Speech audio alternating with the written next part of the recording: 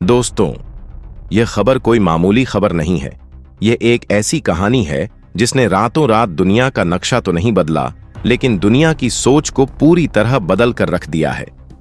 क्या आपने कभी सोचा है कि जब पूरी दुनिया अपने दरवाजे बंद कर रही हो, जब बड़े बड़े देश अपनी तिजोरियों पर ताला लगा रहे हों, तब कोई देश ऐसा भी हो सकता है जो अपने दुश्मन के घर में, या यूं कहें कि एक ऐसे इलाके में जहां मौत का साया हर पल मंडराता है, वहां जीवन की उम्मीद बनकर उतर सकता है।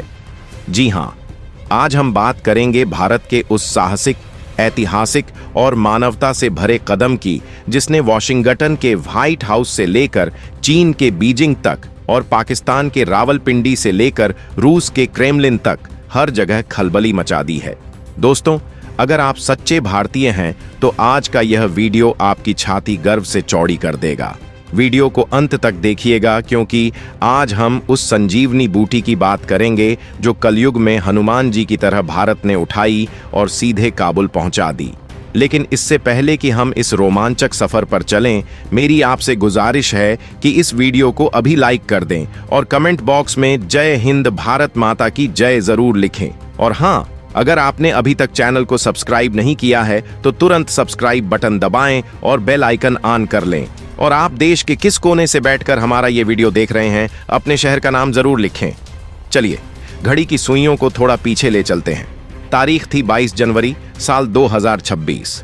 रात का वक्त था जब हम और आप अपने घरों में गणतंत्र दिवस की तैयारियों के बारे में सोच रहे थे। जब दिल्ली में राजपथ पर परेड की रिहर्सल की बातें हो रही थीं, ठीक उसी सन्नाटे के बीच एक भारतीय विमान ने उड़ान भरी। यह कोई आम उड़ान नहीं थी। इस विमान के पेट में कोई हथियार नहीं थे, कोई गोला बारूद नहीं था।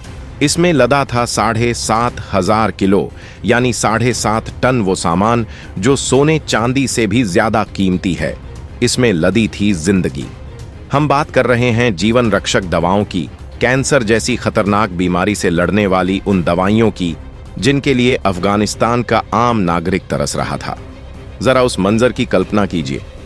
अफगानिस्तान, एक ऐसा देश जिसका नाम लेते ही हमारे दिमाग में क्या आता है? बम धमाके, खंडहर बन चुकी इमारतें, धूल से सने चेहरे और बंदूकों के साए में जीती हुई जिंदगी। वहां के अस्पतालों की हालत सोचिए। इमारतें तो शायद खड़ी हैं, लेकिन अंदर रूह कांप जाती है। बिजली नहीं है, मशीनें जंग खा रही हैं और डॉक्टर बेबस खड़े हैं, क्योंकि उनके हाथों में वो हथियार ही नहीं है जिससे वो मौत से लड़ सकें, यानी दवाइयां। वहां एक कैंसर का मरीज जो हर पल तिल तिल कर मर रहा है, जिसे दर्द कम करने की एक गोली तक नसीब नहीं हो रही। उसके लिए यह रात कितनी भारी रही होगी। और ठीक उसी अंधेरी रात में काबुल के आसमान में एक गड़गड़ाहट सुनाई देती है। यह गड़गड़ाहट किसी बमवर्षक विमान की नहीं, बल्कि भारत के उस दूत की थी जो वहां जीवन दान लेकर पहुंचा था। दोस्तों, इसे कहते हैं मास्टर स्ट्रोक। इसे कहते हैं दुनिया का असली लीडर होना। आज के दौर में जब हम न्यूज चैनल खोलते हैं तो क्या सुनाई देता है? अमेरिका और चीन के बीच व्यापार युद्ध चल रहा है। हर देश मंदी के डर से सहमा हुआ है। यूरोप अपनी सीमाओं को सील कर रहा है। हर कोई सिर्फ मैं और मेरा फायदा देख रहा है। इंसानियत जैसे वेंटिलेटर पर पड़ी हो। ऐसे स्वार्थी दौर में भारत ने जो किया है वो सिर्फ एक मदद नहीं है, वो एक तमाचा है उन देशों के गाल पर जो खुद को सुपर पावर कहते हैं, लेकिन मुसीबत के वक्त में दुम दबाकर भाग जाते हैं। भारत ने साबित कर दिया कि विश्व गुरु होना कोई टैगलाइन नहीं है, यह हमारे खून में है, हमारे संस्कारों में है। 7.5 टन दवाइयां भेजना शायद आंकड़ों में आपको कम लगे, लेकिन कूटनीति यानी डिप्लोमेसी की तराजू पर अगर आप इसे तौलेंगे तो इसका वजन दुनिया भर के हथियारों से ज्यादा निकलेगा। अब आप सोच रहे होंगे कि भाई, आखिर भारत ने ऐसा किया क्यों? वहां तो तालिबान का राज्य है, वो तालिबान जिसे दुनिया के ज्यादातर देशों ने, यहां तक कि हमने भी अभी तक आधिकारिक मान्यता नहीं दी है। तो फिर यह दरियादिली क्यों? यहीं पर तो असली खेल है। दोस्तों, कूटनीति में एक शब्द होता है सॉफ्ट पावर। इसका मतलब है बिना बंदूक चलाए, बिना किसी को डराए, सामने वाले के दिल और दिमाग पर कब्जा कर लेना। भारत ने अपने विदेश मंत्रालय के जरिए जो संदेश दिया है उसे बहुत ध्यान से समझने की जरूरत है। भारत ने साफ कहा, हमारा रिश्ता अफगानिस्तान की सरकार से नहीं, वहां के लोगों से है। जरा सोचिए, यह एक लाइन कितनी गहरी है। भारत ने यह बता दिया कि काबुल की गद्दी पर चाहे कोई भी बैठा हो, चाहे वहां बंदूक वाला हो या कलम वाला, हमारा रिश्ता उस आम अफगानी मां से है जो अपने बीमार बच्चे को गोद में लेकर रो रही है। हमारा रिश्ता उस बुजुर्ग पिता से है जो अपने जवान बेटे को कैंसर से मरता हुआ देख रहा है।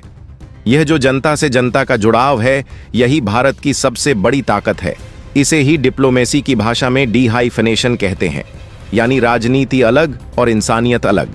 और सच मानिए, जब भारत का विमान काबुल एयरपोर्ट पर उतरा होगा तो वहां मौजूद तालिबान के लड़ाके भी, जो शायद कभी भारत को दुश्मन की नजर से देखते थे, उनकी आंखों में भी एक पल के लिए ही सही, लेकिन सम्मान जरूर आया होगा, क्योंकि मुसीबत में जो खड़ा हो वही बड़ा हो। अब चलिए तस्वीर का दूसरा रुख पलटते हैं, और यह हिस्सा बड़ा मजेदार है। जब काबुल में भारत की दवाइयां उतर रही थीं, तो हमारे प्यारे पड़ोसी मुल्क यानी पाकिस्तान में क्या हो रहा होगा? रावलपिंडी के जनरलों और इस्लामाबाद के नेताओं के दिल पर क्या गुजर रही होगी? दोस्तों, सच कहूं तो वहां मातम का माहौल होगा। पाकिस्तान हमेशा से एक मुगालते में जीता आया है। उसे लगता है कि अफगानिस्तान उसके बाप की जागीर है। वो अफगानिस्तान को अपनी स्ट्रैटेजिक डेप्थ मानता है, यानी वो पिछवाड़ा जहां वो छुप सकता है। पाकिस्तान की हमेशा से यही कोशिश रही है कि काबुल में ऐसी सरकार रहे जो उसके इशारों पर नाचे, जो भारत को गाली दे और पाकिस्तान को अपना आका माने। लेकिन पिछले कुछ सालों में जो हुआ है, उसने पाकिस्तान के होश फाख्ता कर दिए हैं। आज पाकिस्तान के हालात देखिए। वहां अवाम आटे की एक थैली के लिए एक दूसरे का सिर फोड़ रही है। बिजली के बिल देखकर लोगों को हार्ट अटैक आ रहे हैं। जिस देश के पास अपने खुद के नागरिकों को पैरासिटामोल की गोली देने के पैसे नहीं हैं, जो खुद पूरी दुनिया में कटोरा लेकर भीख मांग रहा है, वो अफगानिस्तान की क्या खाक मदद करेगा? अफगानी लोग अंधे नहीं हैं दोस्तों, वो सब देख रहे हैं। वो देख रहे हैं कि उनका तथाकथित मुस्लिम भाई पाकिस्तान, जो दिन रात इस्लाम की दुहाई देता है, वो आज मुसीबत के वक्त में कहीं नजर नहीं आ रहा। और दूसरी तरफ हिंदुस्तान है, जिसे पाकिस्तान हमेशा काफिर और दुश्मन बताता रहा है। वो बिना किसी शोर शराबे के, बिना किसी शर्त के जीवन रक्षक दवाइयां भेज रहा है। आप खुद को एक आम अफगानी नागरिक की जगह रखकर सोचिए। एक तरफ वो पड़ोसी है पाकिस्तान, जिसने पिछले 40 सालों में आपके घर में सिर्फ आतंकवाद, बंदूकें और बारूद भेजा, जिसने आपके देश को बर्बाद करने में कोई कसर नहीं छोड़ी। और दूसरी तरफ वो पड़ोसी है भारत, जिसने आपके देश में संसद भवन बनाया, जिसने सलमा बांध बनाकर आपके घरों में बिजली पहुंचाई, जिसने आपके बच्चों के लिए स्कूल बनाए, और अब जब आपकी जान पर बन आई है तो वो दवाइयां भेज रहा है। आप किसे अपना दोस्त मानेंगे? जाहिर है भारत को। आज सोशल मीडिया पर जाकर देखिए, अफगानी लोग भारत का शुक्रिया अदा करते नहीं थक रहे। पश्तो और दारी भाषाओं में लिखे गए संदेशों की बाढ़ आ गई है। वे कह रहे हैं कि असली दोस्त वही जो मुसीबत में काम आए। ये है भारत की जीत। हमने पाकिस्तान को बिना एक भी गोली चलाए कूटनीति के मैदान में चारों खाने चित्त कर दिया है। इसे कहते हैं सांप भी मर गया और लाठी भी नहीं टूटी। और दोस्तों, यह मदद ऐसे वक्त में भेजी गई है जब 26 जनवरी यानी हमारा गणतंत्र दिवस बिल्कुल सिर पर था। यह टाइमिंग कोई इत्तेफाक नहीं है, यह एक सोचा समझा संदेश है। भारत ने दुनिया को दिखा दिया कि हम अपनी आजादी का जश्न सिर्फ अपने घर में लड्डू बांटकर नहीं मनाते, बल्कि हम अपनी खुशियां और अपनी जिम्मेदारियां दुनिया के साथ बांटते हैं। हमारी संस्कृति वसुधैव कुटुंबकम की है, यानी पूरी धरती ही हमारा परिवार है। अगर परिवार के किसी एक कमरे में कोई बीमार है तो दूसरे कमरे में बैठे हम लोग चैन से कैसे सो सकते हैं? यह भावना आज की पश्चिमी दुनिया की समझ से परे है, लेकिन यही भारत की आत्मा है। आपको एक और दिलचस्प बात बताता हूं जो शायद आपको मेनस्ट्रीम मीडिया ने नहीं बताई होगी। अभी हाल ही में दिसंबर 2025 में, यानी इस मदद के पहुंचने से ठीक 1 महीना पहले, एक बहुत ही महत्वपूर्ण बैठक हुई थी। यह बैठक विश्व स्वास्थ्य संगठन WHO के मंच पर हुई थी। वहां भारत के आयुष मंत्री और अफगानिस्तान के स्वास्थ्य मंत्री आमने सामने बैठे थे। जरा उस दृश्य की कल्पना कीजिए। एक तरफ भारत का प्रतिनिधि और दूसरी तरफ तालिबान सरकार का मंत्री। उस बैठक में अफगान मंत्री ने भारत से लगभग गिड़गिड़ाते हुए गुहार लगाई थी। उन्होंने कहा था कि हमें भारत की मदद चाहिए, हमें भारत की पारंपरिक चिकित्सा, आयुर्वेद और यूनानी दवाओं की सख्त जरूरत है। क्योंकि हमारी जनता मर रही है। उन्होंने माना था कि भारत की दवाइयां सस्ती भी हैं और दुनिया में सबसे असरदार भी। और दोस्तों, देखिए भारत की रफ्तार। अभी उस मुलाकात को 1 महीना भी पूरा नहीं हुआ कि भारत ने अपना वादा निभा दिया। दुनिया में ऐसे कितने देश हैं जो कूटनीति में किए गए वादों को इतनी तेजी से जमीन पर उतारते हैं। अक्सर देशों के बीच समझौतों की फाइलें धूल छाटती रहती हैं, सालों साल बीत जाते हैं। लेकिन यह नया भारत है।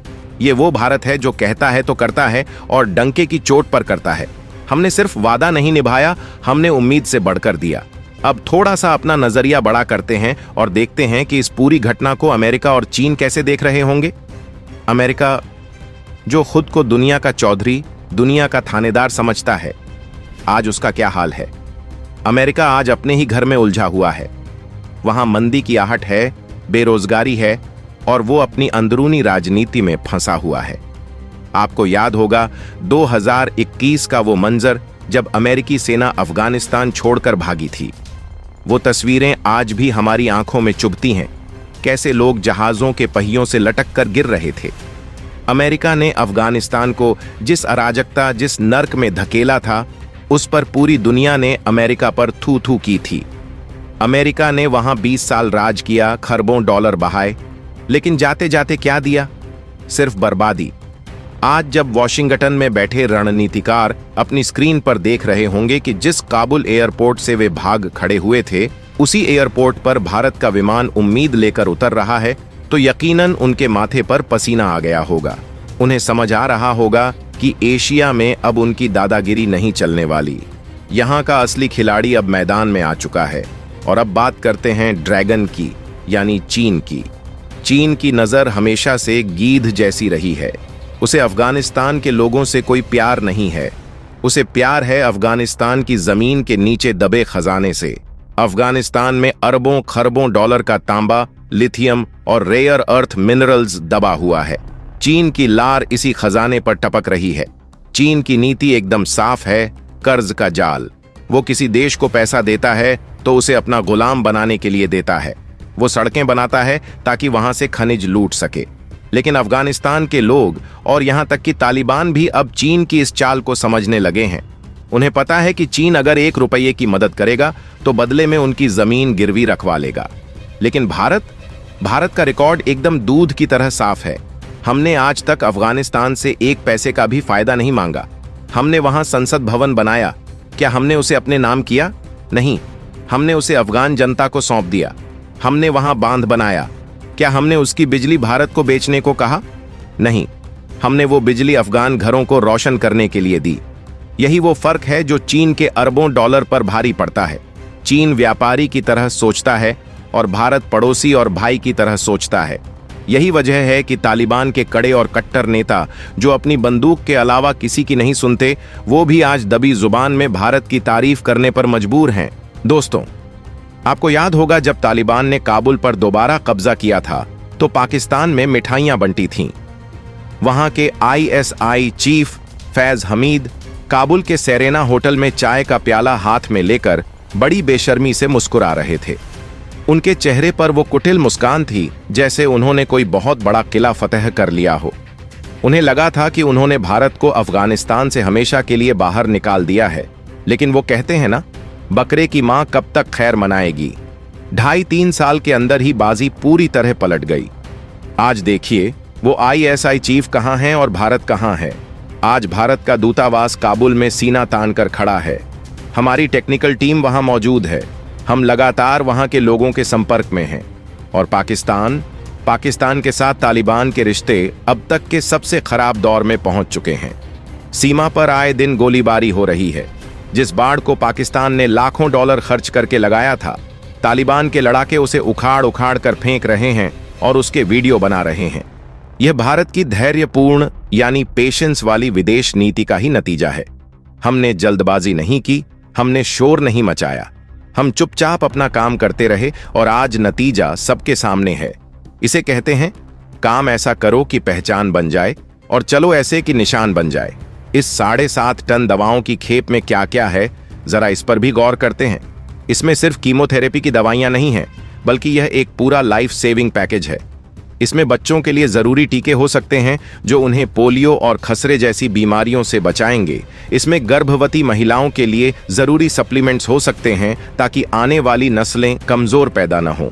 इसमें बुजुर्गों के लिए बीपी और शुगर की दवाइयां हो सकती हैं।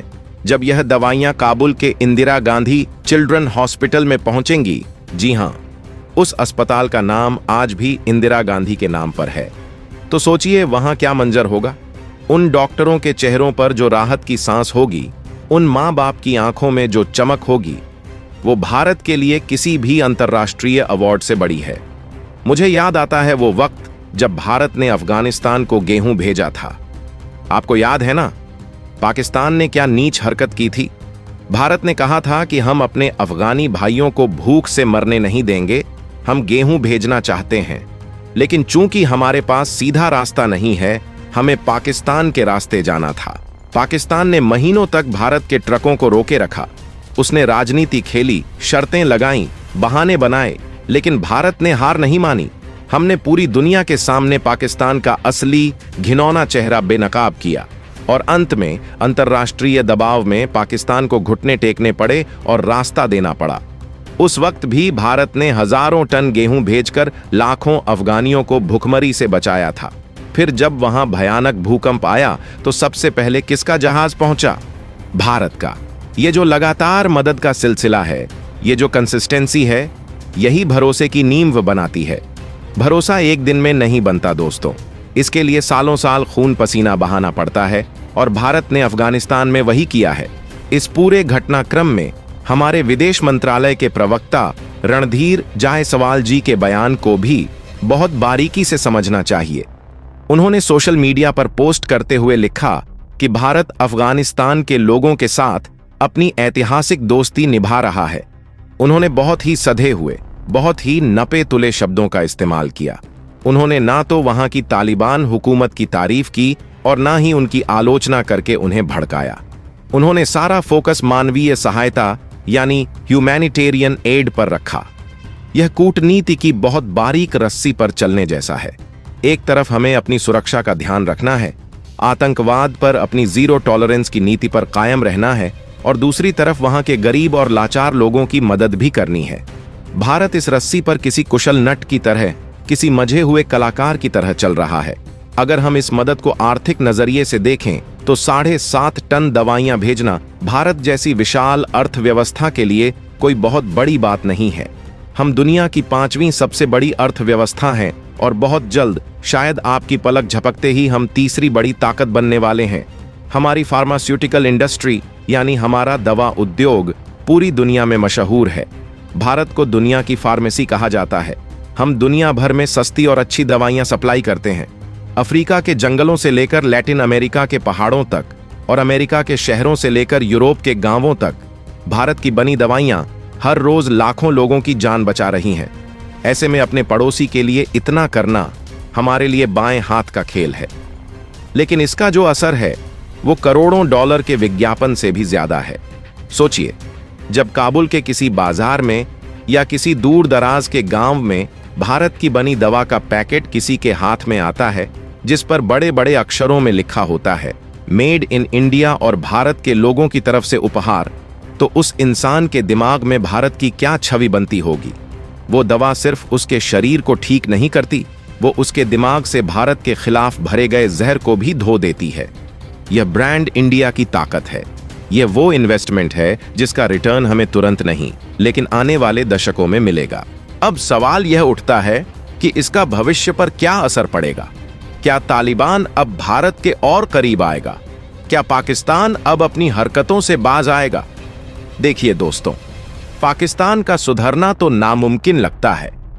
वो उस कुत्ते की पूंछ की तरह है जो कभी सीधी नहीं हो सकती, क्योंकि उसकी पूरी बुनियाद ही भारत विरोध पर टिकी है। अगर वो भारत से नफरत करना छोड़ दे तो उसका वजूद ही खत्म हो जाएगा। लेकिन तालिबान को अब यह समझ आ रहा है कि दुनिया बदल चुकी है।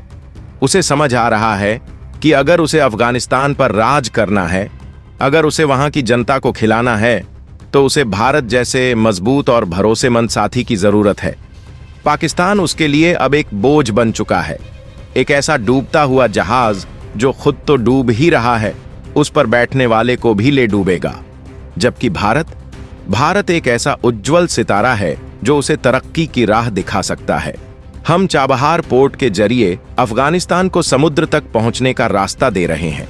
हम वहां के टूटे हुए पुलों और सड़कों को फिर से बना सकते हैं। इस पूरी घटना को अगर हम एक बड़े कैनवास पर देखें तो हमें समझ आएगा कि भारत कैसे धीरे धीरे अपने पड़ोस में अपनी पकड़ मजबूत कर रहा है। इसे हम नेबरहुड फर्स्ट पॉलिसी कहते हैं। पहले बांग्लादेश, फिर नेपाल, श्रीलंका और अब अफगानिस्तान। हर मुसीबत में भारत सबसे पहले खड़ा मिला है। याद कीजिए, जब श्रीलंका आर्थिक संकट में पूरी तरह बर्बाद हो गया था, उनके पास पेट्रोल खरीदने के पैसे नहीं थे, तब चीन ने मुंह फेर लिया था। तब भारत ने ही उसे अरबों डॉलर की मदद दी थी और उसे अपने पैरों पर खड़ा किया था। मालदीव में जब पानी का संकट आया था तो भारत ने रातों रात पानी के जहाज भेज दिए थे। नेपाल में भूकंप आया तो भारत की रेस्क्यू टीम सबसे पहले पहुंची। और अब अफगानिस्तान। ये सब अलग अलग घटनाएं नहीं हैं दोस्तों, ये सब कड़ियां जुड़कर एक नई तस्वीर बना रही हैं। एक ऐसे भारत की तस्वीर जो अपने क्षेत्र का बिग ब्रदर है, वो बड़ा भाई जो डराता नहीं है बल्कि सुरक्षा देता है, जो संकट मोचक है। चीन कोशिश कर रहा है कि वो भारत को चारों तरफ से घेर ले। उसने पाकिस्तान, श्रीलंका और मालदीव में अपने अड्डे बनाने की, अपनी मोतियों की माला, स्ट्रिंग ऑफ पर्ल्स पिरोने की कोशिश की। लेकिन भारत ने अपनी इंसानियत और अपनी मदद के जरिए चीन की इस मोतियों की माला को तोड़ने का काम किया है। चीन पैसे फेंकता है लेकिन भारत प्यार बांटता है। और इतिहास गवाह है, पैसे से खरीदे गए रिश्ते कच्चे धागे की तरह होते हैं जो जरा से तनाव से टूट जाते हैं, लेकिन मुसीबत में की गई मदद से बने रिश्ते चट्टान की तरह मजबूत होते हैं। आज जब आप यह वीडियो देख रहे हैं तो अपने दिल पर हाथ रखकर पूछिए, क्या आपको गर्व नहीं हो रहा? जिस देश को कभी सपेरों का देश कहा जाता था, आज वो देश दूसरों की जान बचा रहा है। यह दवाइयां जो काबुल गई हैं, ये सिर्फ रसायनों का मिश्रण नहीं है। इनमें 1 अरब 40 करोड़ भारतीयों की दुआएं भी शामिल हैं। इनमें आपकी और हमारी सद्भावना शामिल है। जब कोई अफगानी मरीज उस दवा को खाकर ठीक होगा, जब उसकी सांसों की डोर टूटने से बच जाएगी और उसके मुंह से दुआ निकलेगी, तो यकीन मानिए वो दुआ सीधे भारत तक पहुंचेगी, सीधे आपके और हमारे घरों तक पहुंचेगी। यही हमारी असली कमाई है। टेरिफ वॉर, मंदी और झगड़ों से भरी इस दुनिया में भारत ने उम्मीद का एक दिया जलाया है, और यही दिया आगे चलकर एक मशाल बनेगा जो पूरी दुनिया को रास्ता दिखाएगा। भारत की यह उड़ान अभी तो बस शुरू हुई है। अभी तो हमने बस पंख फैलाए हैं, पूरा आसमान नापना बाकी है। जिस तरह से भारत ने बिना किसी शोर के, बिना किसी प्रोपेगेंडा के इतना बड़ा काम कर दिया है, वो काबिले तारीफ है। ये बताता है कि हम अब परिपक्व हो चुके हैं। हमें अब दुनिया को चिल्ला चिल्ला कर बताने की जरूरत नहीं है कि हम महान हैं। हमारे काम हमारी महानता की गवाही दे रहे हैं। अंत में मैं बस इतना ही कहना चाहूंगा कि जियोपॉलिटिक्स या भू राजनीति सिर्फ नक्शों पर लकीरें खींचने का नाम नहीं है। यह सिर्फ सेनाओं को इधर से उधर करने का खेल नहीं है।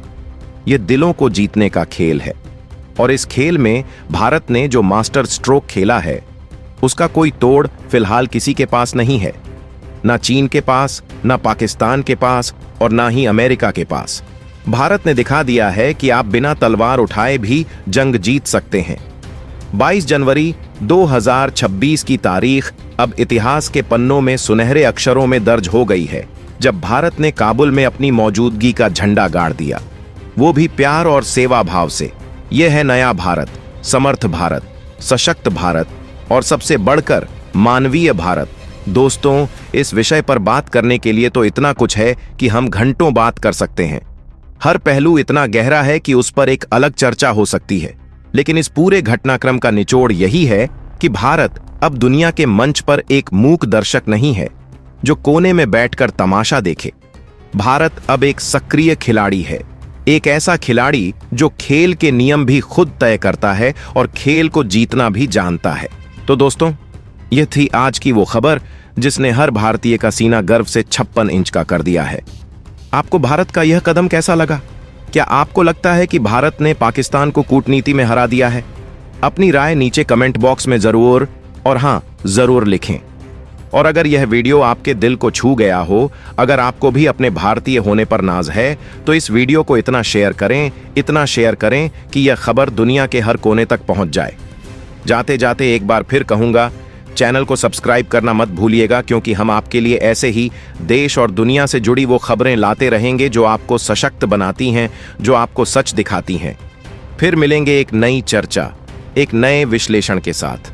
तब तक के लिए अपना बहुत ख्याल रखिए, अपने देश से प्यार करिए। जय हिंद, जय भारत, वंदे मातरम।